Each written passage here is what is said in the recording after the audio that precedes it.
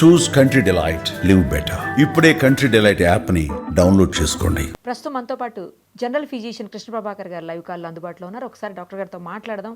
కేరళలో brain eating amoeba అనే కొత్త డిసీజ్ వచ్చిందని, దాదాపు 80 మంది వరకు సోకిందని, అలాగే 20 వరకు చనిపోయారని అంటున్నారు. రీసెంట్గా ఇక్కడ కూడా హైదరాబాద్లో కూడా ఒక కేసు నమోదైంది అని చెప్తున్నారు. అది ఎంతవరకు నిజమో తెలియదు, కానీ మొత్తానికైతే దీని లక్షణాలు ఎలా ఉంటాయి, అలాగే ఎవరు జాగ్రత్తలు తీసుకోవాలి, ఎలాంటి వాళ్లకు అసలు ఇది వచ్చే అవకాశం ఉంటుంది, ఇవన్నీ కూడా డాక్టర్ గారిని అడిగి తెలుసుకుందాం. డాక్టర్ గారు నమస్తే అండి. డాక్టర్ గారు, అసలు ఈ బ్రెయిన్ ఈటింగ్ అమీబా అంటే ఏంటి, ఆ డిసీజ్ ఎక్కడి నుంచి వస్తుంది, ఎలా వస్తుంది, ఎలాంటి జాగ్రత్తలు తీసుకోవాలి, రాకుండా ఉండాలంటే ఏం చేయాలి? అమ్మా, ఈ బ్రెయిన్ ఈటింగ్ అమీబా అనేది దీన్ని మన మెడికల్ భాషలో ప్రైమరీ అమీబిక్ మెనింగో ఎన్సెఫలైటిస్ అని అంటారమ్మా. దీన్ని కాజ్ చేసే ఆర్గానిజం అదొక అమీబా కేటగిరీకి చెందిన ఆర్గానిజం. అది దాన్ని నిగ్లేరియా ఫౌలరీ అనే పేరుతో పిలుస్తారు. యూజువల్ ఈ ఆర్గానిజం వాటర్ బాడీస్ లో ఎక్కువగా ఉంటుంది. ఈ పర్టిక్యులర్ ఆర్గానిజం చిన్న లైకింగ్ ఉంది వార్మ్ టెంపరేచర్స్ తో. చల్ల ప్రదేశాల్లో సరిగ్గా ఉండలేదు. దానికి మించుమించు 45 డిగ్రీ సెంటిగ్రేడ్ వార్మ్ ఉంటేనే అది సర్వైవ్ అవ్వగలుగుతుంది.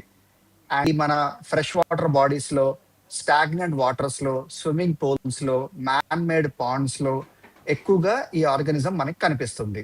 అండ్ ఎప్పుడైతే మనము ఈ వాటర్ బాడీస్ కి వెళ్ళి అక్కడ మనము యాక్టివిటీస్ చేసినప్పుడు కానీ, స్విమ్మింగ్ చేసినప్పుడు కానీ, ముక్కు ద్వారా అంటే ముక్కులోంచి ఆ వాటర్ వెళ్ళినప్పుడు దాని ద్వారా బ్రెయిన్ కి సోకి ఈ హెల్త్ ప్రాబ్లమ్ అనేది ఒకటి క్రియేట్ అవుతుంది మేడం.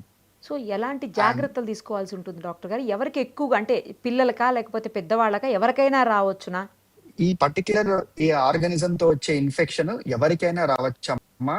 ఆ నీళ్లతో మనం నీళ్లు తాగినా, దాంతో మొహం శుభ్రం చేసుకుంటూ ముక్కులోకి ఆ నీరు వెళ్ళినా ఈ ఇన్ఫెక్షన్ మనకు వచ్చే అవకాశం ఉంటుందమ్మా. ఇది సో చిన్న పెద్ద అనే సంబంధం లేకుండా ఉంటుంది ఆర్గానిజం తో. దీనికి ఏమైనా సీజన్ ఉంటుందా డాక్టర్ గారు? యూజువల్ గా ఇందాక నేను చెప్పినట్లు వార్మ్ సీజన్స్ అంటే ఎండ ఎక్కువగా ఉన్నప్పుడు, మాయిశ్చర్ ఎక్కువగా ఉన్నప్పుడు ఈ ఆర్గానిజం సిగ్నిఫికెంట్ గా ఉండడము, అది మల్టిప్లై అవ్వడము, దానికి మనం ఎక్స్పోజ్ అయినప్పుడు మనం దాని ఇబ్బందికి గురవడానికి జరుగుతూ ఉంటాయి.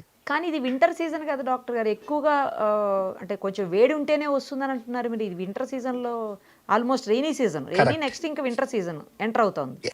సో ఈ టైంలో రావడం, ఇది కొంచెం అంటే మీరు అడిగిన క్వశ్చన్ అబ్సల్యూట్లీ రైట్. ఈ పర్టికులర్ చలికాలంలో ఈ పర్టికులర్ ఆర్గానిజం తో వచ్చే ఇబ్బంది ఎందుకు వస్తుంది అనేది ఒక వెరీ గుడ్ క్వశ్చన్. సో దీనికి మల్టిపుల్ రీజన్స్ ఉన్నాయండి, కానీ మోస్ట్ ఇంపార్టెంట్ రీజన్ అనేది ఎప్పటి నుంచో ఒక గ్లోబల్ వార్మింగ్ అని చెప్పి, అండ్ ఎక్కడైతే అవసరాన్ని బట్టి ఎక్కడైతే ఆర్టిఫిషియల్ వాటర్ బాడీస్ క్రియేట్ చేయడము, దాంట్లో ఉండే వాటర్ టెంపరేచర్ ఎప్పుడు ఖచ్చితంగా కొంచెం వేడిగానే ఉంటుంది రెగ్యులర్ వాటర్ బాడీస్ తో కంపేర్ చేస్తే.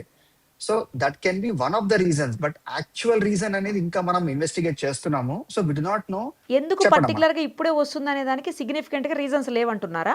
ప్రస్తుతానికైతే ఖచ్చితంగా ఇదే రీజన్ అని చెప్పడానికి లేదమ్మా.